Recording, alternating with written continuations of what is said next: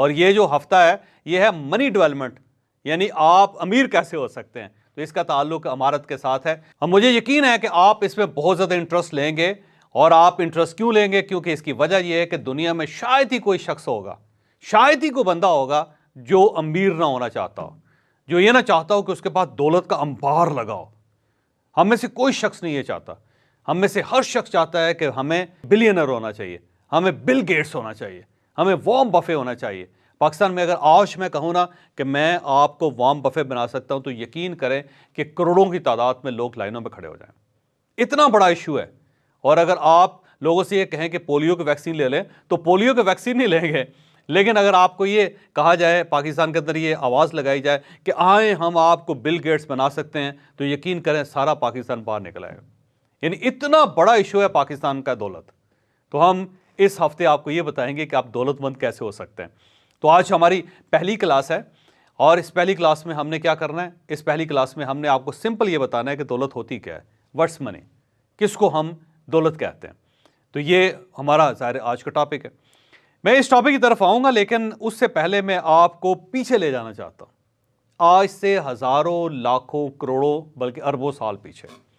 उस वक्त जब हज़रत आदम अलैहिस्सलाम और हवा अलैहिस्सलाम दोनों जन्नत में थे, और उस वक्त वो दोनों बहुत ज़्यादा खुश थे। और इसके बाद वो अल्लाह ताला उनसे नाराज़ हो गए।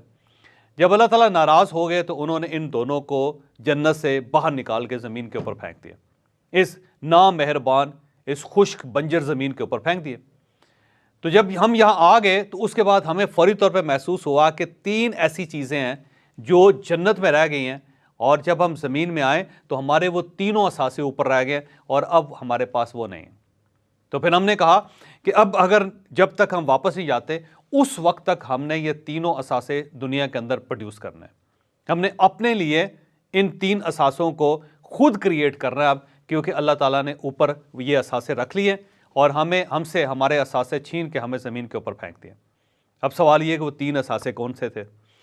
पहली बात तो ये कि जन्नत के अंदर हम सब हैप्पी थे, यानी वहाँ पे कोई ऐसी चीज़ नहीं थी कि जो इंसान को नाखुश कर सकती। लिहाजा वहाँ पे अटमोस्ट हैप्पीनेस थी, इंतहा दर्जे की खुशी, बेइंतहा, यानी इतनी खुशी कि इंसान के हर सेल के अंदर बेइंतहा खुशी थी। वो एक खुशी का डेपो बन के फिर रहा था वहाँ पे, क्योंकि वहाँ पे नाखुश करने वाली चीज़ कोई थी ही नहीं। अल्लाह ताला ने जन्नत में से हर उस चीज़ को बाहर निकाल दिया था जो इंसान को नाखुश कर सकती थी। लिहाजा जब अल्लाह ताला ने हमें वहाँ से निकाला तो उसने हमसे खुशी वापस ले ली और हमें ज़मीन पर फेंक दी जहाँ पे खुशी थी नहीं। और ये वो ज़मीन है जिसके ऊपर आपको किसी जगह खुशी नहीं मिलती। खुशी आपको तलाश करनी पड़ती है, प्रोड्यूस करनी पड़ती है, ईजाद करनी पड़ती है। या कोई ऐसा कारना नहीं इस ज़मीन के ऊपर कि जिसके बारे में ये कहा जाए कि आप वहाँ चले जाएं आपको खुशी मिल जाएगी। नहीं, हतमी तौर पे किसी कॉर्नर के बारे में, किसी जगह के बारे में ये नहीं कहा जा सकता, क्योंकि हर जगह पे कोई ना कोई नाखुश होने वाली चीज़ मौजूद है। कोई ना कोई ऐसा कांटा, कोई ना कोई ऐसी चुभन, कोई ना कोई ऐसी तकून मौजूद है जो आपको खुश नहीं रहने देगी। और दूसरी चीज़ जो अल्लाह ताला ने हमसे छीन ली थी वो हमसे सुकून था, पीस। हम जब अल्लाह ताला के पास थे तो कुर्बे इलाही की वजह से हम बहुत पीसफुल थे। हमारे एक एक सेल के अंदर इत्मीनान था, खुशी थी, सुकून था। लिहाजा हम फुली पीसफुल थे उस वक्त। लेकिन जब अल्लाह ताला ने हमें जन्नत से निकाला और इस ज़मीन के ऊपर फेंका तो यहाँ पे सुकून नाम की कोई चीज़ नहीं, पीस कोई नहीं है। लिहाजा आप देख लें पूरी दुनिया में इंसान पीस के लिए स्ट्रगल कर रहे हैं। दुनिया में कोई एक भी कॉर्नर ऐसा नहीं है जिसके बारे में हम ये दावा कर सकें कि वहाँ पे बड़ा सुकून है, वहाँ लोग इंतहाई पुरसुकून है, पीस। कोई एक भी जगह ऐसी नहीं। और तीसरी चीज़ थी कंफर्ट्स। जन्नत में कोई एक भी जगह ऐसी नहीं थी जहाँ इंसान अनकंफर्टेबल हो सकता। वहाँ पे हर जगह हर चीज़ कंफर्टेबल थी, यानी हम फुली कंफर्टेबल थे वहाँ पे। लेकिन जब अल्लाह ताला ने हमें वहाँ से बेदखल किया, वहाँ से निकाला, तो उससे हमारे कंफर्ट्स छीन लिए और एक ऐसी जगह पे फेंका जहाँ पे हर चीज़ अनकंफर्टेबल है। यानी कोई ऐसी चीज़ इस दुनिया में है ही नहीं जिससे हम कह सकते हैं कि ये एक कंप्लीट कंफर्टेबल चीज़ है। यानी हर चीज़ के अंदर ये जो हम हर साल इजाफा करते रहते हैं, हम हर बार उसे बेहतर बनाने की कोशिश करते रहते हैं, तो इसकी वजह क्या है? उसकी वजह ये है कि हम उसे मज़ीद से मज़ीद कंफर्टेबल बनाना चाहते हैं, लेकिन इसके बावजूद उसके अंदर कोई ना कोई कमी रह जाते हैं, वो फुल्ली कंफर्टेबल नहीं होते। तो ये 3 चीज़ें थी जो अल्लाह ताला ने हमें जन्नत में दे रखी थी, और जब उसने हमें जन्नत से निकाल दिया तो उसने ये तीनों चीज़ें हमसे छीन ली। उसने हमसे हैप्पीनेस छीन ली, उसने हमसे पीस छीन लिया, और उसने हमसे कंफर्ट छीन लिया, और एक ऐसी जगह पे फेंक दिया जहां पे हमें कंफर्ट्स की ज़रूरत है, जहां पे हमें पीस की ज़रूरत है, और जहां पे हमें हैप्पीनेस की ज़रूरत है।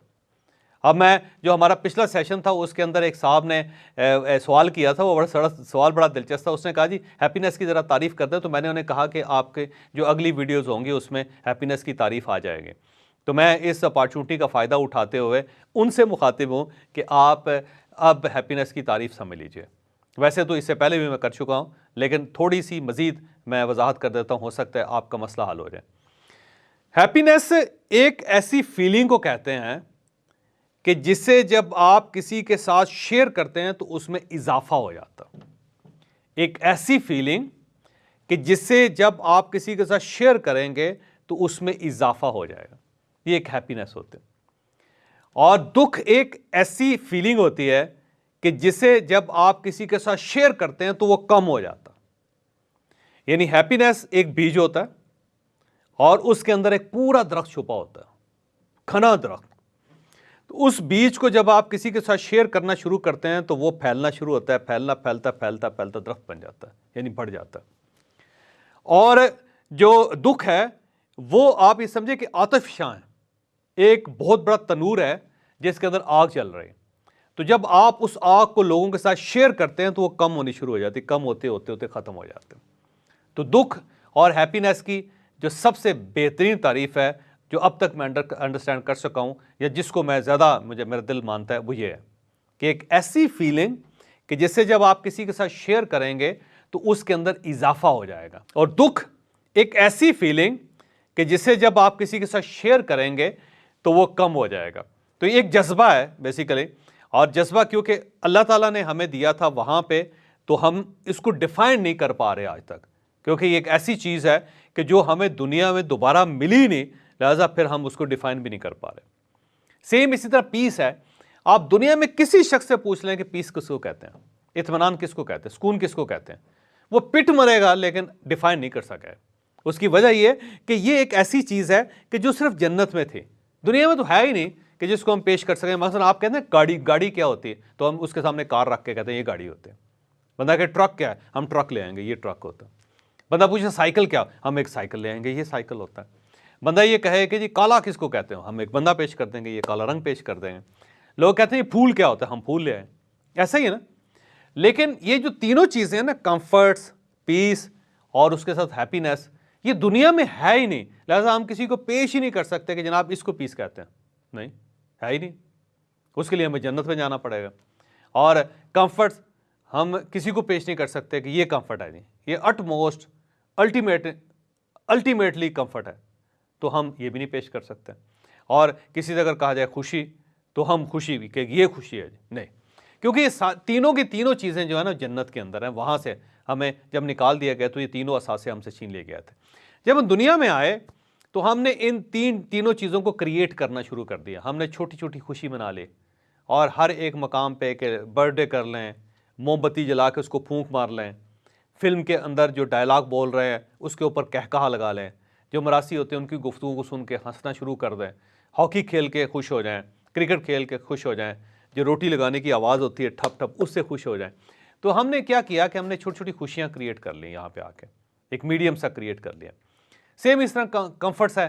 कंफर्ट्स क्या है जी, हम धूप में जल रहे हैं और वहाँ से हम निकल के एक सायेदार दरख्त के नीचे लेट गए, हमने कहा जी लो मैं कंफर्टेबल हो गया। तो हमने छोटे छोटे कंफर्ट्स क्रिएट कर लिए, कंफर्ट जोन्स भी क्रिएट कर लिए। और पीस जो है वो उसके लिए हमने कहा कि बहुत ज़्यादा शोर हो रहा है ये देखिए यहाँ पे, और हमने स्विच ऑफ कर दिया, शोर बंद हो गया, हमने कहा लो मैं पीसफुल हो गया। तो हमने छोटे छोटे पीसीस भी क्रिएट कर लिए और पीसफुल एनवायरनमेंट्स भी क्रिएट कर लिए, लेकिन हम अल्टीमेटली जो पीस है उसकी तरफ नहीं जा सके, अटमोस्ट पीस जो है उसकी तरफ नहीं जा सके, छोटे छोटे पीस क्रिएट कर लिए। अब ये दुनिया में 3 इंडस्ट्रीज हैं, याद रखिएगा। तीन ही बड़े काम हैं, और तीन ही हमारी डिज़ायर्स हैं, और तीन ही हमारी एफर्ट्स हैं, और तीन ही हमारी कामयाबियां हैं, और तीन ही हमारी इंडस्ट्री हैं। और ये इंडस्ट्रीज क्या है? एक इंडस्ट्री जो हैप्पीनेस को डील कर रहे हैं। यानी मेरा दावा है कि दुनिया में सिर्फ तीन टाइप की इंडस्ट्रीज होती हैं, 3 टाइप ऑफ इंडस्ट्रीज होती हैं। एक इंडस्ट्री जो हैप्पीनेस को डील कर रही है, एक इंडस्ट्री जो कंफर्ट्स को डील कर रही है, और एक इंडस्ट्री जो पीस को डील कर रहे हैं। ये तीनों।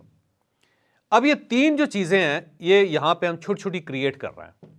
अब इन तीन चीज़ों को हम खरीदना भी चाहते हैं, हम बेचना भी चाहते हैं। जो हमारे पास इजाफी खुशियाँ हैं, हम किसी को देना चाहते हैं, फ्री दे देते हैं, या फिर हम उसके पैसे वसूल कर लेते हैं। जो हमारे पास इजाफी पीस है, या हमने जो छोटा सा पीस क्रिएट कर लिया है, हम उसे बेचना चाहते हैं, किसी को देना चाहते हैं। और हमने जो थोड़ी सी कंफर्ट्स क्रिएट कर ली हैं, हम इसे भी किसी को तोहफा करना चाहते हैं, या फिर हम इसे बेचना चाहते हैं, या हम इसे खरीदना चाहते हैं। तो अब जो खरीदने वाली चीज़ है, जिससे हम हैप्पीनेस खरीद सकते हैं, जिससे हम पीस खरीद सकते हैं, और जिससे हम कंफर्ट्स खरीद सकते हैं, उस चीज़ को मनी कहते हैं। यानी एक ऐसा मीडियम, एक ऐसी चीज़ कि जिसे आप दे के खुशी खरीद सकें, खुशी ले सकें, जिसे आप दे के पीस ले सकें, और जिसे आप दे के कंफर्ट्स ले सकें, उसको मनी कहा जाता है। वो दौलत है। वैसे दौलत की डेफिनेशन में मुख्तलिफ है, वो आगे चल के मैं आपको बताऊंगा कि करेंसी और दौलत में भी फ़र्क होता है, यानी मनी और वेल्थ में फ़र्क होता है। तो बहरहाल हम अभी आम लफ्ज़ों में से दौलत कह लेते हैं।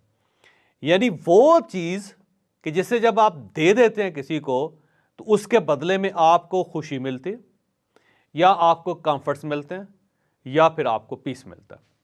तीनों चीज़ों में से कोई एक चीज़ आपको मिलेगी, और बाज़ औक़ात आपको तीनों चीज़ें मिल जाती है उसमें से। तो ये बेसिकली मनी एक मीडियम होता है जो हमने क्रिएट किया हुआ है, और इसके अलावा कोई ताल्लुक़ नहीं। हमने एक कागज़ का पर्चा लिया, उसे काट के इस तरह उसका एक नोट सा बनाया, उसके ऊपर मोहर लगाई, कहा लें जी 5,000 रुपये का नोट हो गया। तो हमने एक मीडियम सा क्रिएट कर लिया कि आपने जब ये 5,000 का नोट देना है, तो उसके बदले में आपने 5,000 रुपये की खुशी ले लेनी है, 5,000 रुपये का पीस ले लेना है, 5,000 रुपये की कंफर्ट्स ले लेने। तो ये एक मीडियम है। इसके अलावा इसके अंदर कोई और चीज़ नहीं। किसी जगह हमने सिक्का बना लिया, किसी जगह हमने नोट बना लिया, किसी जगह हमने जो नमक है उसको हमने एक एक्सचेंज रेट में क्रिएट कर दिया, कन्वर्ट कर दिया, हमने उसे एक एक्सचेंज मीडियम बना लिया। तो ये मनी एक एक्सचेंज मीडियम होता है, और इसका मकसद ये होता है कि आप इसे दे के दूसरे आदमी से खुशियाँ ले सकें, दूसरे आदमी से कंफर्ट्स ले सकें, और दूसरे आदमी से आप पीस ले सकें। बस इसके अलावा इसका कोई अमल दखल नहीं है लाइफ में। अब सवाल ये है कि फ़र्ज़ कर लें कि हमने लाहौर जाना है, यहाँ से इस्लामाबाद से लाहौर जाना है, और गाड़ी जो है वो हमारा मीडियम है जिसके ज़रिए हमने लाहौर पहुँचना है। हमारी मकसद क्या है? लाहौर पहुँचना।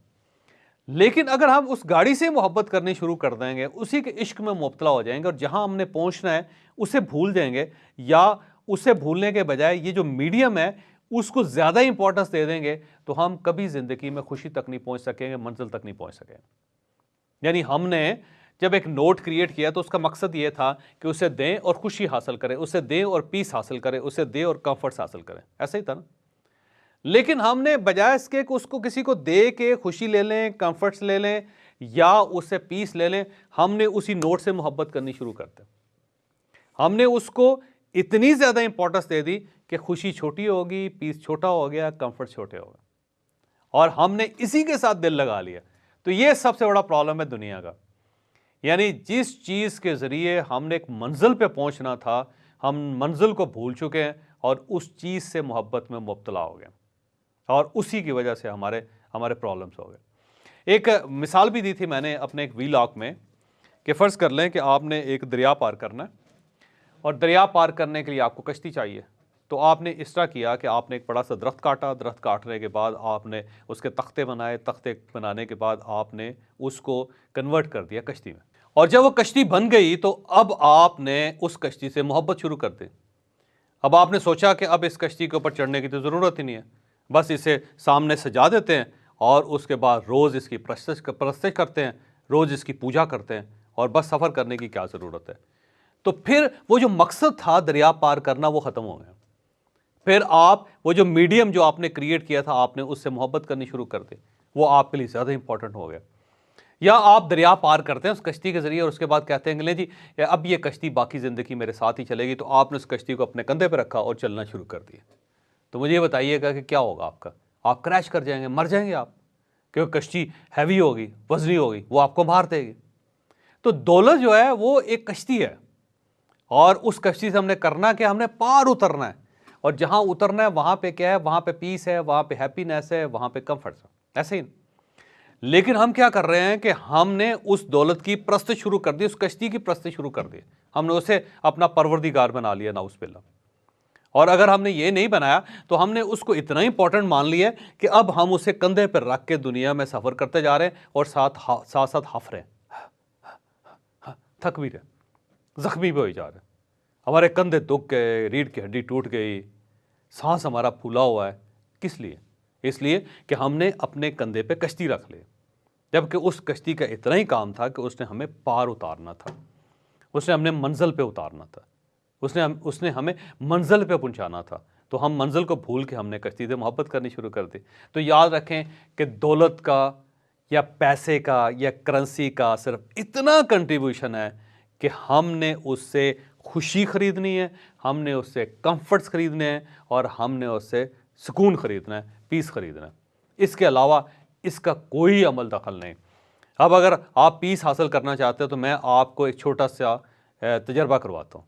आपकी जेब में जितने भी पैसे हैं, आप उन पैसों को बाहर निकालें और उसमें से आधी रकम, आधी, अगर 10,000 है तो 5,000, अगर 20,000 है तो 10,000, और अगर 25,000 है तो 12,500, क्योंकि इससे ज़्यादा नोट तो हमारी जेबों में अमूमन होते नहीं हैं। 1,00,000 1.5 लाख रुपये हो जाएगा।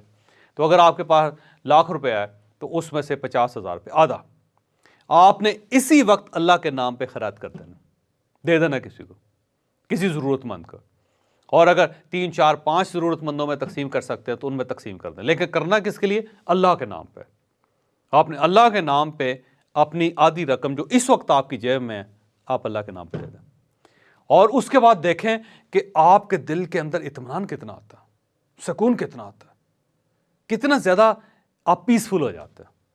तो ये कमाल नहीं है कि आपने उस कागज़ के टुकड़े को, जिससे आप मुंह भी साफ़ नहीं कर सकते, जिसे आप टॉयलेट पेपर के तौर पे भी इस्तेमाल नहीं कर सकते, सिर्फ आपने अल्लाह के नाम पे उसे किसी शख्स के हवाले कर दिया, तो उसके साथ ही आपको जवाब में क्या मिला? पीस, सुकून।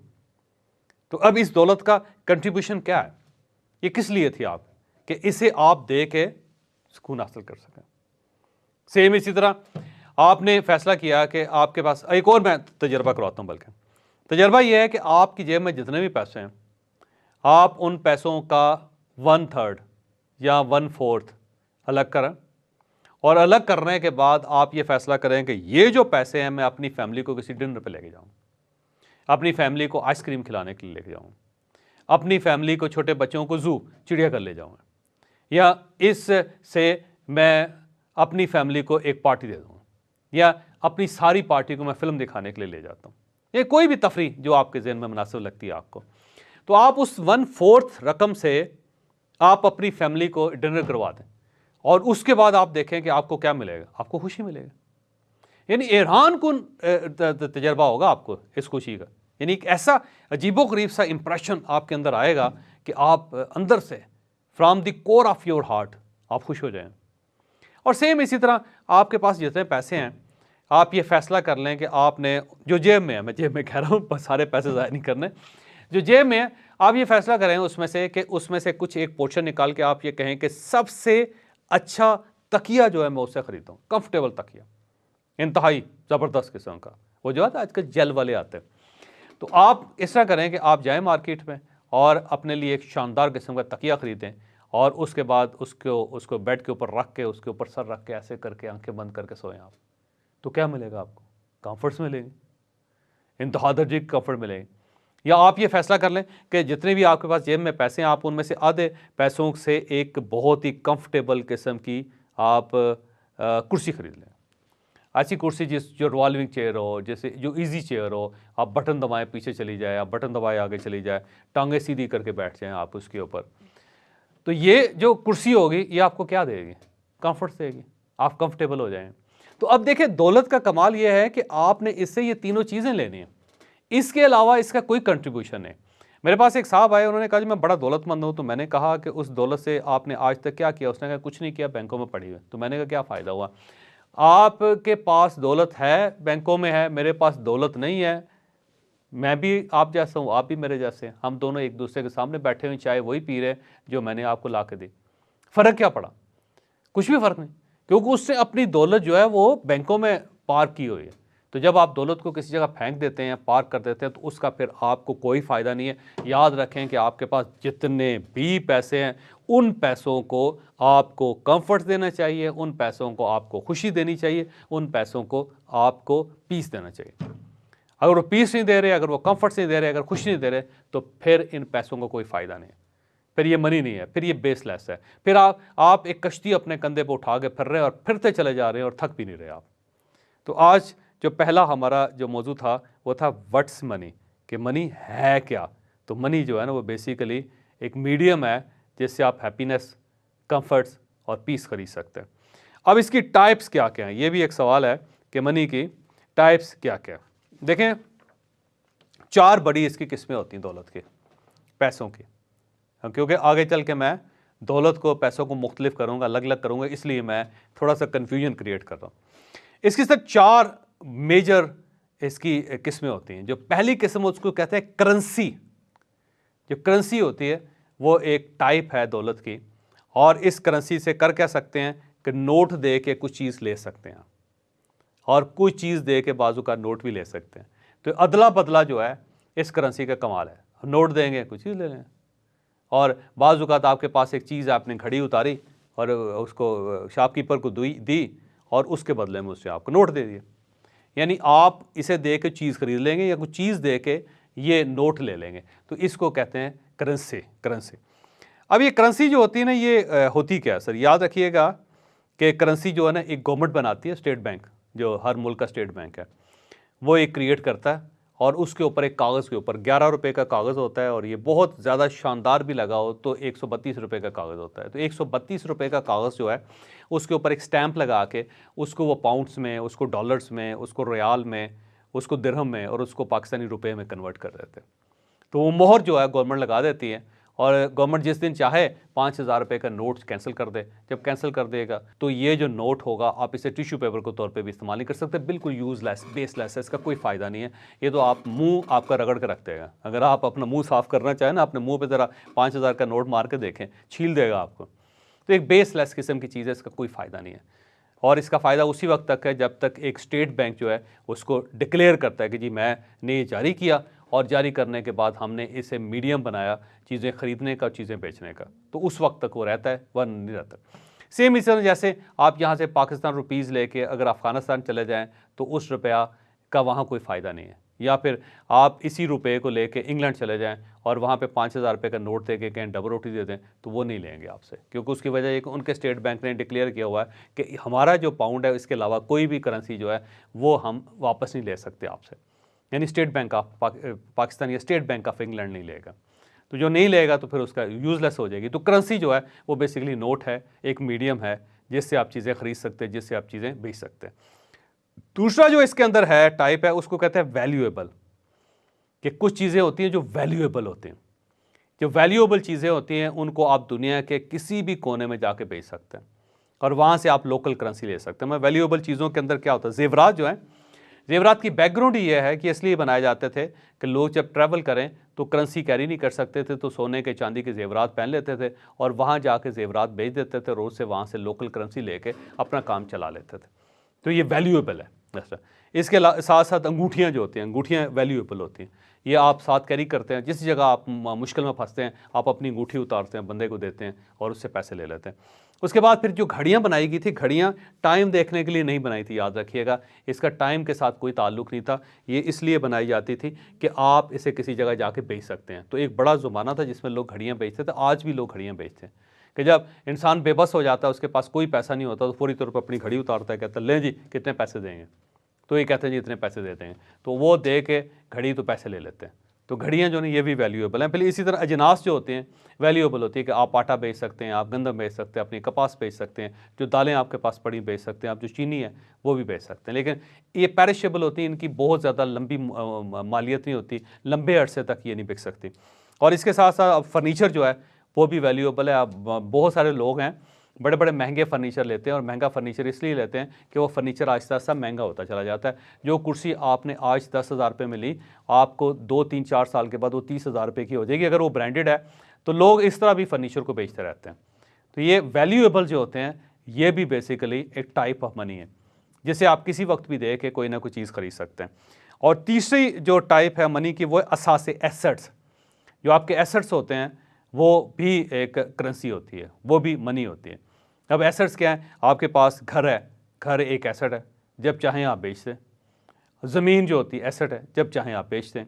जायदाद जो है वो एसेट है, जब चाहें आप बेच दें। इस तरह प्लॉट्स लोग बहुत करते हैं, प्लॉट्स लोग उसमें इन्वेस्टमेंट करते हैं। तो प्लॉट्स जो हैं वो क्या है?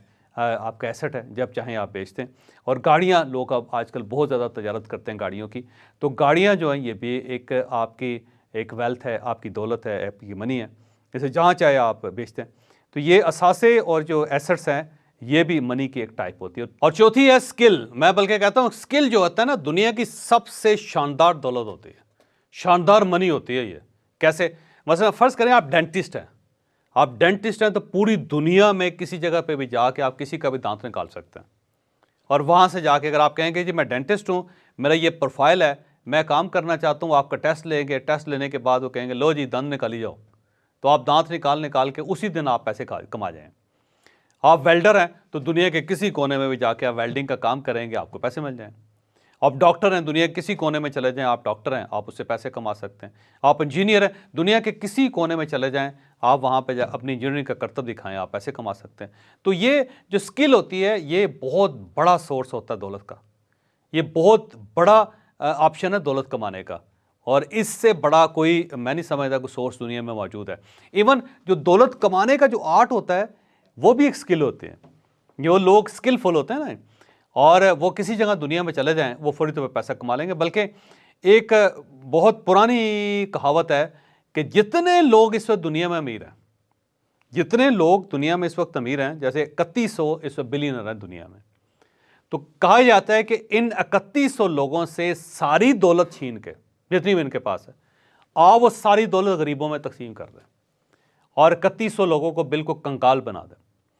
लेकिन यकीन करें कि साल बाद ये 3100 लोग दोबारा बिलियनर होंगे, और वो तमाम गरीब लोग जिनके पास इनकी दौलत गई थी, उनसे सब दौलत घूम घाम के वापस इन्हीं लोगों के पास आ जाएगी। अब सवाल ये है कि जिन लोगों के पास दौलत चलेगी वो इसको होल्ड क्यों नहीं कर सके, और वो लोग जिनसे दौलत छीन ली गई वो दोबारा अमीर कैसे हो गए? उसकी वजह यह है कि ये लोग जो हैं इनके अंदर दौलत कमाने की स्किल है, और वो जो लोग हैं गरीब हैं उनके अंदर दौलत कमाने की स्किल नहीं है, वो इसलिए गरीब हैं। याद रखें कि अमीर लोग इसलिए अमीर होते हैं कि उन्हें दौलत कमाने की स्किल आती है, और गरीब लोग इसलिए गरीब होते हैं कि उनके पास दौलत कमाने की स्किल नहीं होते। ये एक फ़र्क होता है उसके अंदर। तो स्किल जो होता है वो बड़ी शानदार चीज़ होती है, और अगर आप स्किलफुल हैं तो आपको दुनिया में किसी किस्म की करेंसी रखने की कोई ज़रूरत ना, आपको पाउंड चाहिए, ना आपको डॉलर चाहिए, ना आपको यन चाहिए, ना आपको पाकिस्तानी रुपए चाहिए, ना आपको अफ़गानी चाहिए, ना आपको ईरानी पैसे चाहिए, और ना ही आपको इंडियन रुपया चाहिए। कुछ नहीं चाहिए आपको। जहाँ चाहेंगे वहाँ पे अपना ठिया लगा के, अपनी रेडी लगा के आप फटाफट पैसे कमा लेंगे, क्योंकि स्किल हमेशा आपको दूसरी चीज़ों से ज़्यादा पैसे कमा के देती। तो टाइप ऑफ मनी में स्किल जो है चौथे नंबर पे आती है, और ये सबसे शानदार है। और आज के सेशन का जो तीसरा हिस्सा है वो है what is difference between money and wealth. मैं वैसे बहुत ज़्यादा एडवोकेट हूँ दौलत का। मैं ये कहता हूँ कि मनी जो होती है वो सिर्फ 5% दौलत होती है, यानी दौलत अगर पूरा एक दायरा है तो उसके अंदर जो मनी का पोर्शन होगा वो सिर्फ 5% होगा। 95% जो है वो वेल्थ है, और वेल्थ जो है एक बड़ी ज़बरदस्त किस्म की चीज़ होती है। मनी सिर्फ उसकी एक मुलाजम होती है, छोटा सा उसका पोर्शन होता है, छोटा सा उसका ऑप्शन होता है। कि दुनिया की जो सबसे बड़ी दौलत है उसको हेल्थ वेल्थ कहते हैं। हेल्थ जो है दुनिया की सबसे बड़ी दौलत है। आपने अक्सर सुना होगा कि आंखें बड़ी नेमत हैं, कान बड़े नेमत हैं, सेहत बहुत बड़ी दौलत है, ऐसे ही है ना। तो दौलत को अगर हम कैटेगराइज करें तो जो पहले नंबर पे आती है वेल्थ वो है हेल्थ। हज़रत मूसा अलैहिस्सलाम का बड़ा मशहूर वाक़या मैंने बहुत जगह लिखा है और बहुत जगहों पे मैंने बोला भी है कि हज़रत मूसा अलैहिस्सलाम ने एक बार अल्लाह ताला से पूछा कि या परवरदिगार, अगर आपका भी कोई खुदा होता और आपके पास कोई एक ऑप्शन होता है कि आप उससे कोई एक चीज़ मांग सकते हैं, तो आप उससे क्या मांगते हैं? तो अल्लाह ताला ने फ़ौरन कहा कि मूसा, मैं उससे सेहत मांगता। सेहत इतनी बड़ी ज़बरदस्त चीज़ है। आप याद रखिए कि अगर आप बादशाह भी हैं, लेकिन अगर आपको पेशेंस लगे हुए हैं, अगर आपको डायरिया हुआ है, तो आपको उस बादशाह का कोई फ़ायदा नहीं होगा। फिर सारा दिन अपना लंगोटी संभालते रहेंगे आप। और अगर आप दुनिया के सबसे अमीर आदमी हैं, लेकिन अगर आपकी रीढ़ की हड्डी में दर्द होता है, आप सीधा नहीं बैठ सकते, तो उस दौलत का आपको कोई फ़ायदा नहीं। अगर आपको कारून आज़म भी कह दिया जाए, तो तब भी आपको उसका कोई फ़ायदा नहीं। फिर वो हेच है, फिर वो लानत है। तो हेल्थ जो होती है सबसे ज़्यादा बड़ी दौलत होती है, याद रखिएगा। और इस दौलत पे कभी कंप्रोमाइज़ नहीं करना।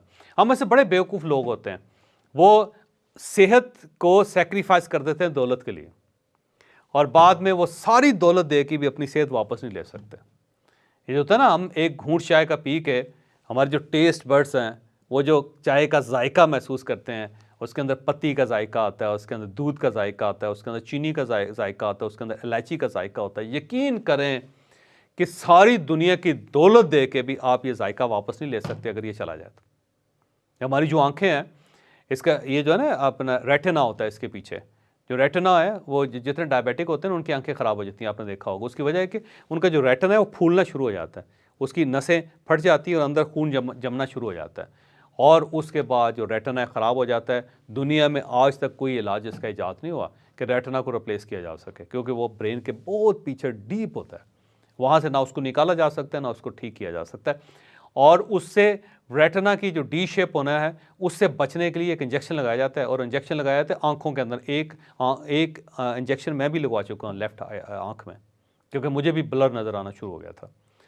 तो उसका जो अभी एक छोटा ट्रीटमेंट ये है कि बचा लें उसको, और बचाने का तरीकाकार ये है कि आपकी आँख के अंदर टीका लगा दिया जाए।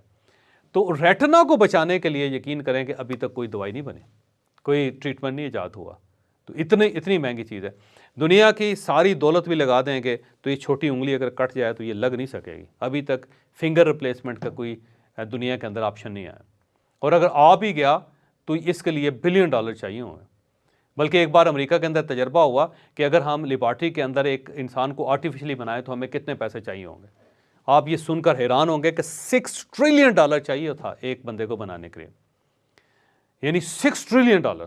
और दुनिया की जो टोटल दौलत है वो इस वक्त $28 ट्रिलियन है, और आपने सिर्फ एक इंसान बनाना है, और इस वक्त 8 अरब लोग हैं दुनिया में, और उनमें से आपने सिर्फ एक इंसान क्रिएट करना उन जैसा, तो उसके लिए आपको $6 ट्रिलियन चाहिए। तो इतना कीमती है इंसान।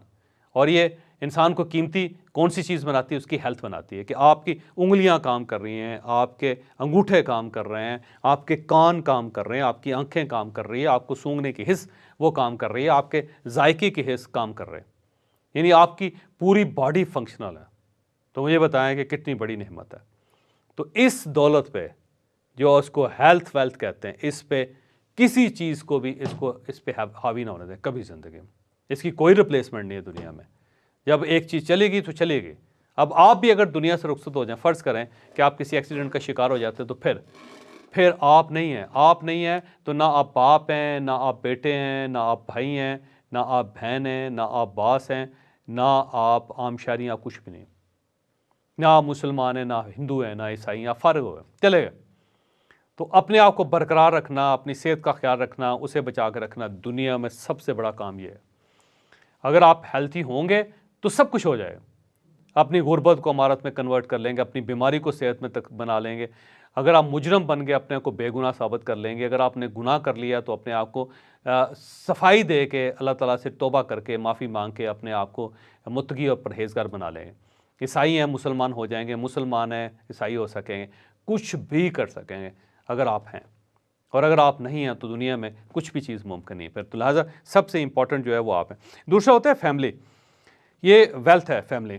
दुनिया में फैमिली से ज़्यादा, ख़ानदान से बड़ी दौलत भी कोई नहीं है। हेल्थ के बाद सबसे बड़ा जो मरहला आता है वो आपकी फैमिली होती है। यानी आपका जो भाई है, आपकी जो बहन है, आपकी जो फूफी है, आपकी जो खाला है, आपका जो वालिद है, आपके जो आपकी वालदा हैं, ये जो सारे फैमिली मेम्बर्स हैं या आपके बच्चे हैं, यकीन करें इसकी कोई रिप्लेसमेंट नहीं है। जो खुशी आपको अपने बच्चों से मिलती है, जो खुशी आपको अपनी वालदा से मिलती है, जो खुशी आपको अपने वालिद से मिलती है, जो तमानियत आपको अपनी बहन या भाई से मिल के होती है, इसकी कोई रिप्लेसमेंट नहीं दुनिया में। इसे आप ज़िंदगी में हमेशा अजीज़ रखें, ये बहुत बड़ी दौलत है। और तीसरी होती है रिलेशंस। याद रखें कि इंसान रिलेशन से बहुत कुछ हासिल कर सकता है। आपका और मेरा इस वक्त एक ताल्लुक़ बना हुआ है। मैं अक्सर लोगों से कहता हूँ कि बेस्ट इन्वेस्टमेंट जो है वो रिलेशन इन्वेस्टमेंट होती है, कि आप ताल्लुकात बनाएं। ये जो इन्वेस्टमेंट है कभी ज़ाया नहीं जाती। आप लोगों के ऊपर जब पैसा खर्च करेंगे, लोगों को टाइम देंगे, तो यकीन करें कि ये कभी ज़ाया नहीं जाएगी। तो मेरे एक दोस्त है, उन्होंने बड़ा मज़े का वाक़या सुना। उन्होंने कहा जब मियाँ शहबाज शरीफ पहली मरतबा चीफ मिनिस्टर बने तो उनके एक दोस्त थे तो रोज़ आके उनके साथ लंच करते थे, और वो गरीब आदमी थे, वो जो दोस्त थे। कहने लगे जी वो देखते ही देखते अमीर हो गए, लेकिन थ्रू आउट 5 साल मियाँ शहबाज शरीफ साहब चीफ मिनिस्टर रहे थे, उन 5 सालों में एक मरतबा भी उसने मियाँ शहबाज शरीफ को काम कोई नहीं कहा था, कोई काम नहीं कहा, उनसे कोई दरख्वास्त नहीं की, उन्हें कोई अर्जी नहीं दी, उनसे कोई कॉन्ट्रैक्ट नहीं लिया, लेकिन देखते ही देखते इंतहाई अमीर हो गए। अब सवाल यह है कि आप अमीर कैसे हो गए? वो अमीर इस तरह हुए कि जब वो हर बार चीफ मिनिस्टर के साथ नज़र आते थे, जितने सेक्रेटरी थे, जितने डीजीज़ थे, जितने बड़े बिजनेसमैन थे, जितने बड़े सियासतदान थे, उन सबको जब एक शख्स रोज़ाना लंच पे नज़र आता था कि वो चीफ मिनिस्टर के साथ लंच पे बैठा हुआ है, तो उस रिलेशन की वजह से लोग उसको बहुत फैसिलिटेट कर देते थे, लोग उनको बहुत सहूलतें दे देते थे।